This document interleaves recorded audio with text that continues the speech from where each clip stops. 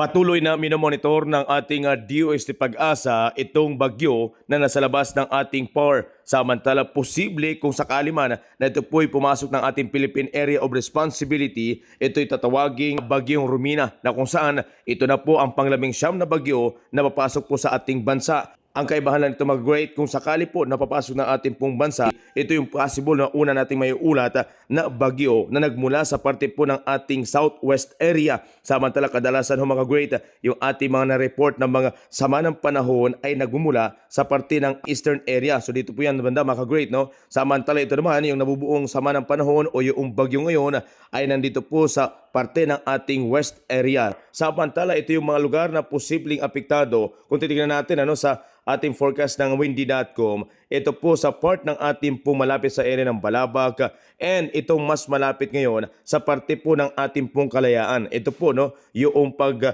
lakas nito pong sama ng panahon. Makikita natin dito halos malapit lang po sa banda sa may part ng ating pong Kalayaan Island. Okay? So yan po kung sakali po mag-great na formally na may pumasok ng ating FAR based sa magiging update ng ating DOST Pag-asa. So ito po yung lubhang maapektuhan ng parte ng Kalayaan at maging yung ilang lugar sa part ng ating pong lalawigan po ng Palawan na magdadala ng mga possible na malakas na hangin at syempre ang pagkumpol ng kaulapan ng mga pag-ulan po. Sa kasalukuyan sa ating mga kabayan po sa lungsod ng Puerto Princesa at ilang bahagi po ng ating lalawigan ng Palawan ay patuloy na nakakaranas po ng mga pag-ulan. Ngayon ito po sa forecast, ito po ay by December 23, araw po ng Lunes, mag-great halos malapit na lang po siya ng bahagya sa may isla po ng ating pong Kalayaan Island. So ingat po sa ating mga kabayan po dyan dahil malaki ang chance na malakas po at possible sa mga susunod na oras at araw ay baka magkaroon po ng signal number dyan po sa parte po ng ating Kalayaan. Then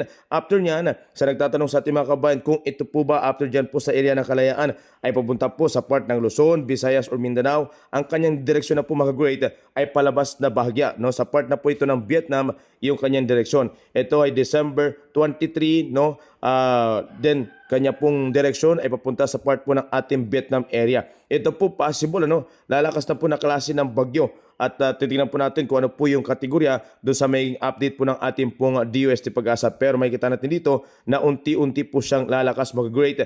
Then mukhang bababad po siya ng bahagya sa December 23, araw po ng Lunes, malapit ng bahagya sa parte po ng ating Kalayaan. Then December 24, ito po yung kanyang movement mga-great.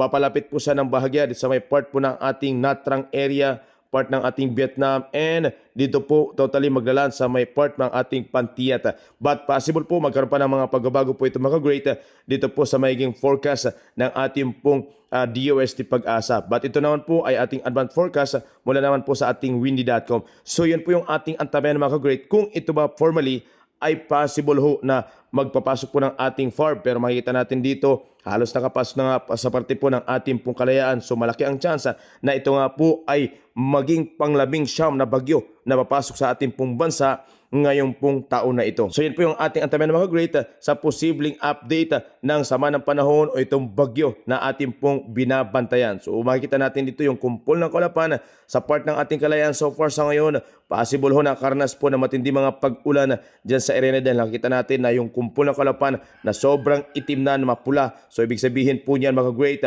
ay marami pong buhos ng ulan ang dala po nito.